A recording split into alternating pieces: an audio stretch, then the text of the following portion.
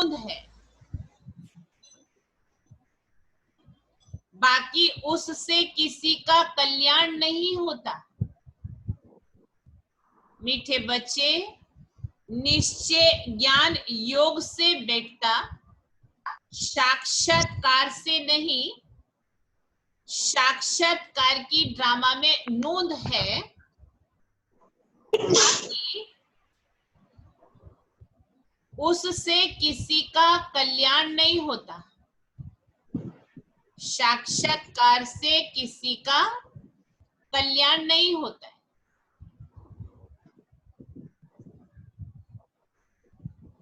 प्रश्न है, बाप कौन सी ताकत नहीं दिखाते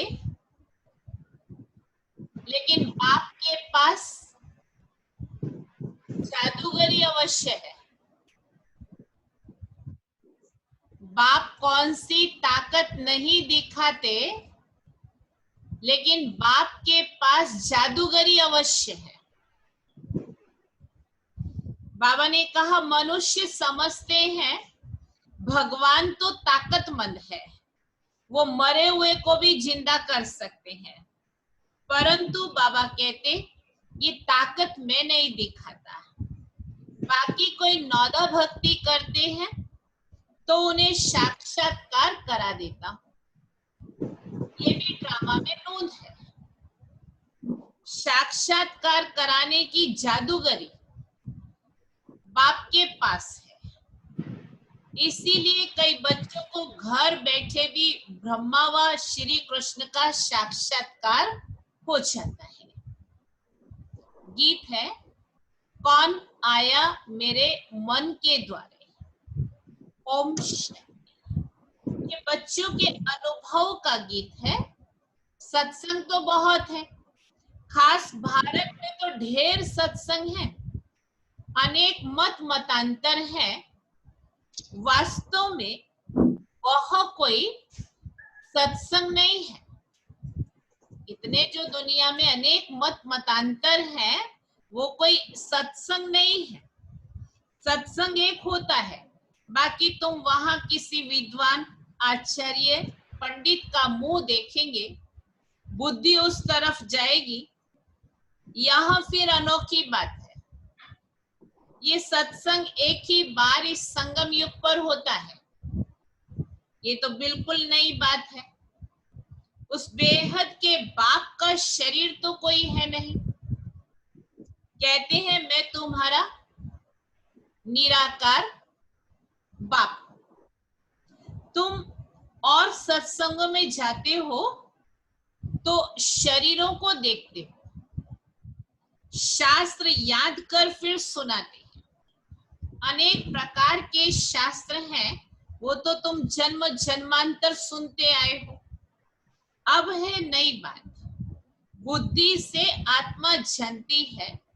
बाप कहते हैं, मेरे सिकिलदे बच्चे, हे मेरे शालीग्रामों, तुम बच्चे जानते हो 5000 वर्ष पहले इस शरीर द्वारा बाबा ने पढ़ाया था। तुम्हारी बुद्धि एकदम दूर चली जाती है तो बाबा आया है। बाबा अक्षर कितना मीठा है, वो है मात पिता। कोई भी सुनेंगे तो कहेंगे, पता नहीं इन्हों के मात पिता कौन है। बरोबर वो साक्षात्कार कराते हैं तो उसमें भी वो मूंझते हैं। कभी ब्रह्मा को, कभी श्री कृष्ण को देखते हैं तो विचार करते रहते हैं कि ये क्या है।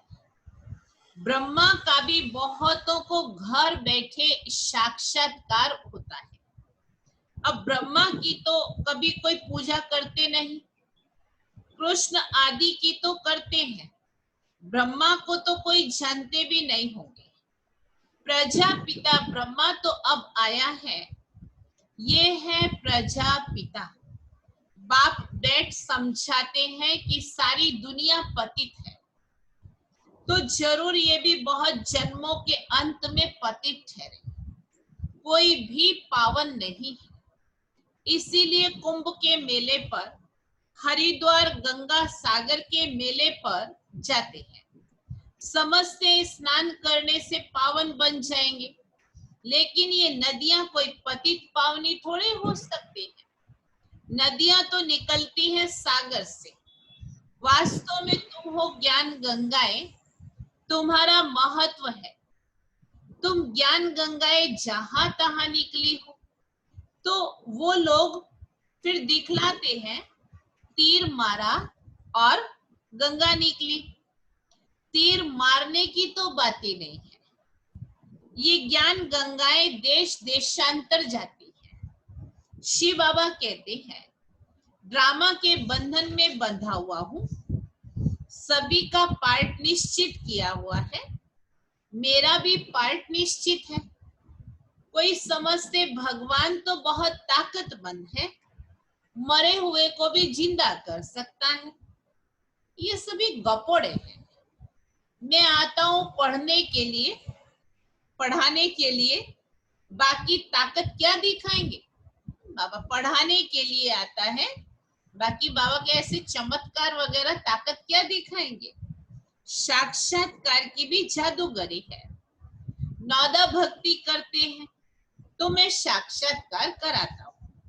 जैसे काली का रूप दिखाते हैं, उन पर फिर तेल चढ़ाते हैं। अब ऐसी काली तो है नहीं, परंतु काली की नौदा भक्ति बहुत करते हैं। वास्तव में काली तो ये जगत अम्बा है। काली का ऐसा रूप तो नहीं, परंतु नौदा भक्ति करने से बाबा भावना का भाड़ा दे देते हैं। जिसकी पूजा करते उसी का साक्षात्कार करा देते हैं। काम चिता पर बैठने से काले बने, अब ज्ञान चिता पर बैठ गोरे बनते हैं। जो काली अब जगदम्बा बनी है, वह साक्षात्कार कैसे करेगी? वह तो अभी बहुत जन्मों के अंत के भी जन्म वाले हैं। देवताएं तो अभी है नहीं, तो वो क्या साक्षात्कार कराएंगे? तो बाप समझाते हैं, ये साक्षात्कार की चाबी मेरे हाथ में है। अल्पकाल के लिए भावना पूरी करने के लिए साक्षात्कार करा देता हूं, परंतु वह कोई मेरे से मिलते नहीं है। मिसाल एक काली का देते हैं, इस रीति बहुत है। हनुमान, गणेश आदि। भल सिख लोग भी गुरु नानक की बहुत भक्ति करें तो उन्हें भी साक्षात्कार हो जाएगा, परंतु वह तो नीचे चले आते हैं। बाबा बच्चों को दिखलाते हैं, देखो ये गुरु नानक की भक्ति कर रहे हैं, साक्षात्कार फिर भी मैं कराता हूं। वो कैसे साक्षात्कार कराएंगे? उनके पास साक्षात्कार कराने की चाबी नहीं। ये बाबा कहते हैं, मुझे विनाश स्थापना का साक्षात्कार भी उस बाबा ने कराया है, परंतु साक्षात्कार से कोई कभी कल्याण नहीं। ऐसे तो बहुतों को साक्षात्कार होते थे, आज वो है नहीं।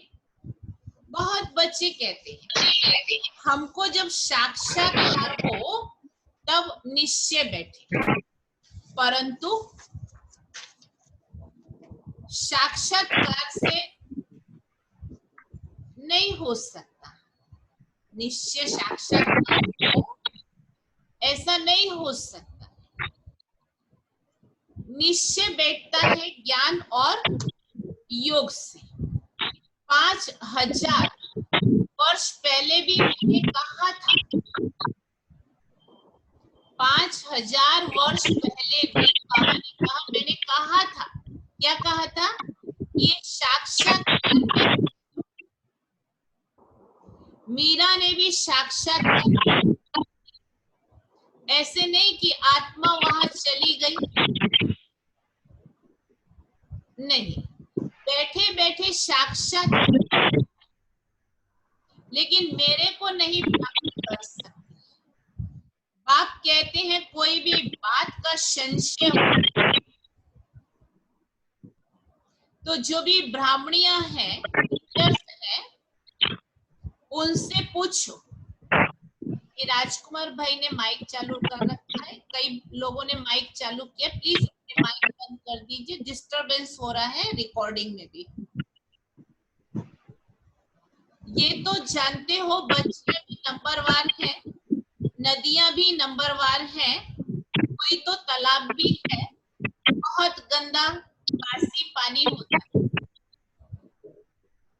वहां भी श्रद्धा भाव से मनुष्य जाते हैं, वो है भक्ति की अंधश्रद्धा। कभी भी कोई से भक्ति छुपानी नहीं। दिनेश भाई प्लीज बंद कीजिए। जब ज्ञान में आ जाएंगे तो भक्ति आपे ही छूट जाएगी। बाबा भी नारायण का भक्त था, चित्र में देखा लक्ष्मी दासी बन नारायण के पांव दबा रही थी, तो ये बिल्कुल अच्छा नहीं लगा। सतयुग में ऐसा होता नहीं। तो मैंने एक आर्टिस्ट से कहा कि लक्ष्मी को दासी पने से मुक्त करो, तो लक्ष्मी को इस दासी पने से छुड़ाएंगे।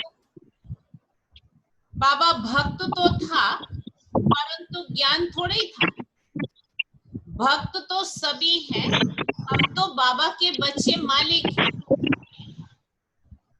ब्रह्मांड का भी मालिक बच्चों को बनाते हैं।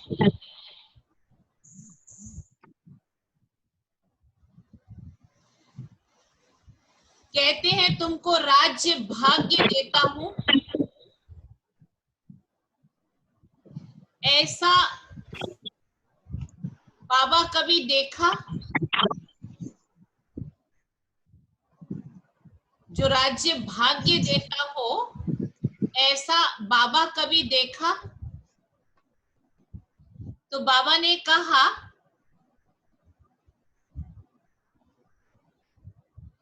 उस बाप को पूरा याद करना है, उनको तुम इन आंखों से देख नहीं सकते, उनसे योग लगाना है। याद और ज्ञान भी बिल्कुल सहज है। बीज और झाड़ को जानना है,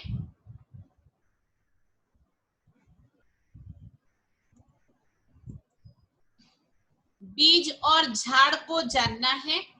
बाप, टीचर, गुरु तीनों से ही शिक्षा मिलती है। अभी बाप कहते मैं तुमको ऐसी शिक्षा देता हूं, ऐसे कर्म सिखलाता हूं जो तुम 21 जन्म सदा सुखी बन जाते हो। टीचर शिक्षा देते हैं ना, गुरु लोग भी पवित्रता की शिक्षा देते हैं अथवा कथाएं सुनाते हैं, परंतु धारणा बिल्कुल नहीं होती। यहाँ तो बाप कहते अंतमति सो गति होगी। मनुष्य जब मरते हैं तो भी कहते हैं राम राम कहो तो बुद्धि उस तरफ चली जाती है। अभी बाप कहते तुम्हारा साकार से योग छूटा, अब मैं तुमको बहुत अच्छे कर्म सिखलाता हूँ। श्री कृष्ण का चित्र देखो, पुरानी दुनिया को लात मारते और नई दुनिया में आते हैं। तुम भी पुरानी दुनिया को लात मार नई दुनिया में जाते हो, तो तुम्हारी नर्क की तरफ है लात, स्वर्ग की तरफ है मुंह। शमशान के भी अंदर जब घुसते हैं तो मुर्दे का मुंह उस तरफ कर लेते हैं, लात पिछाड़ी तरफ कर देते हैं। तो यह चित्र भी ऐसा बनाया है। मम्मा, बाबा और तुम बच्चे, तुमको तो मम्मा बाबा को फॉलो करना पड़े जो उनकी गद्दी पर बैठो। राजा के बच्चे प्रिंस प्रिंसेस कहलाते हैं ना, तो तुम जानते हो हम भविष्य में प्रिंस प्रिंसेस बनते। ऐसा कोई बाप, टीचर, गुरु होगा जो तुम्हें ऐसे कर्म सिखलाए जो सदा के लिए सुखी बनते हो? यह शिव बाबा का वर है, यह आशीर्वाद है। ये नहीं हमारे ऊपर उनकी कृपा है। सिर्फ कहने से कुछ नहीं होगा, तुमको सीखना होता है। सिर्फ आशीर्वाद से तुम नहीं बन जाएंगे, उनकी मत पर चलना है, ज्ञान और योग की धारणा करनी है। बाप समझाते हैं कि मुख से राम राम कहना भी आवाज हो जाता है, तुमको तो वाणी से परे जाना है, चुप रहना है। खेल भी बहुत अच्छे अच्छे निकलते हैं, अनपढ़े को बुद्धू कहा जाता है। बाबा कहते हैं कि अब सभी को भूलकर तुम बिल्कुल बुद्धू बन जाओ। मैं जो तुमको मत देता हूँ उस पर चलो। परम धाम में तुम सभी आत्माएं बिना शरीर के रहती हो, फिर यहाँ आकर शरीर लेती हो, तब जीव आत्मा कहा जाता है। आत्मा कहती है मैं एक शरीर छोड़ दूसरा लेती हूँ, तो बाप कहते मैं तुमको फर्स्ट क्लास कर्म सिखलाता हूँ। टीचर पढ़ाते हैं, इसमें ताकत की क्या बात है। साक्षात्कार कराते, इसमें जादूगरी कहा जाता है। मनुष्य से देवता बनाना, ऐसी जादूगरी कोई कर ना सके। बाबा सौदागर भी है, पुराना लेकर नया देते हैं। इनको पुराना लोहे का बर्तन कहा जाता, इनका कोई मूल्य नहीं है। आजकल देखो तांबे के भी पैसे नहीं मिलते हैं, वहां तो सोने के सिक्के होते हैं। वंडर है ना, क्या से क्या हो गया है। बाप कहते मैं तुमको ऐसे कर्म सिखलाता हूँ, मन मना भाव हो जाओ। फिर है पढ़ाई, जिससे स्वर्ग का प्रिंस बनेंगे। अभी देवता धर्म जो प्राय लोप हो गया है, वो फिर से स्थापन होता है। मनुष्य तुम्हारी नई बातें सुनकर वंडर खाते, कहते हैं कि स्त्री पुरुष दोनों ही इकट्ठे रह पवित्र रह सके। ये कैसे हो सकता है। बाबा तो कहते भले इकट्ठे रहो, नहीं तो मालूम कैसे पड़े। बीच में ज्ञान तलवार रखनी है, इतनी बहादुरी दिखानी है। परीक्षा होती है तो मनुष्य इन बातों में वंडर खाते, क्योंकि शास्त्रों में तो ऐसी बातें हैं नहीं। यहाँ तो प्रैक्टिकल में मेहनत करनी पड़ती है। गंधर्वी विवाह की तो बात नहीं है। अभी तुम पवित्र बनते हो तो बाबा कहते हैं बहादुरी दिखाओ, सन्यासियों के आगे सबूत देना है। समर्थ बाबा ही सारी दुनिया को पावन बनाते हैं। बाप कहते हैं भल साथ में रहो, सिर्फ अपवित्र नहीं होना है। यह सभी है युक्तियां, बड़ी जबरदस्त प्राप्ति है। सिर्फ एक जन्म बाबा के डायरेक्शन पर पवित्र रहना है। योग और ज्ञान से एवर हेल्दी बनते हैं। 21 जन्म के लिए इसमें मेहनत है ना। तुम हो शक्ति सेना, माया पर जीत पहन जगत जीत बनते हो। सभी थोड़े ही बनेंगे, जो बच्चे पुरुषार्थ करेंगे वही उच्च पद पाएंगे। तुम भारत को ही पवित्र बनाकर फिर भारत पर ही राज्य करते हो। लड़ाई से कभी सृष्टि की बादशाही मिल ना सके, ये है वंडर। इस समय सब आपस में लड़कर खलास हो जाते हैं। मक्खन भारत को मिलता है, दिलाने वाली है वंदे मातरम। मेजोरिटी माताओं की है। अब बाबा कहते हैं जन्म जन्मांतर तुम गुरु करते आए हो, शास्त्र पढ़ते आए हो, अब हम तुमको समझाते हैं। क्या समझाते हैं बाबा? जज योर सेल्फ। जो भी कुछ बाबा समझाते हैं, बाबा कहते हैं उसको अंधश्रद्धा से नहीं मान लो, लेकिन उसको जज करो अपनी बुद्धि से। राइट क्या है? सत्युग है राइटियस दुनिया, माया अनराइटियस बनाती है। अब भारतवासी इरिलीजियस बन पड़े हैं। रिलीजन नहीं, इसीलिए माइट नहीं रही है। इरिलीजियस, अनराइटियस, अनलॉफुल, इंसॉल्वेंट बन पड़े। क्या क्वालिटी बता दी है। बेहद का बाप है, इसीलिए बेहद की बातें समझाते। कहते हैं कि फिर तुमको रिलीजियस मोस्ट पावरफुल बनाता हूं। स्वर्ग बनाना तो पावरफुल का काम है, परंतु है गुप्त, इनकॉग्निटो वॉरियर्स। बाप का बच्चों पर बहुत प्यार होता है, मत देते हैं। मत, बाप की मत, टीचर की मत, गुरु की मत, सुनार की मत, धोबी की मत। कितनी मत मिलती, इसमें सभी मतें आ जाती। अच्छा, मीठे मीठे सिकीलदे बच्चों प्रति माता पिता बाप दादा का बाप दादा याद याद और प्यार गुड और मॉर्निंग। Good morning. रूहानी बाप की रूहानी भी बच्चों को नमस्ते।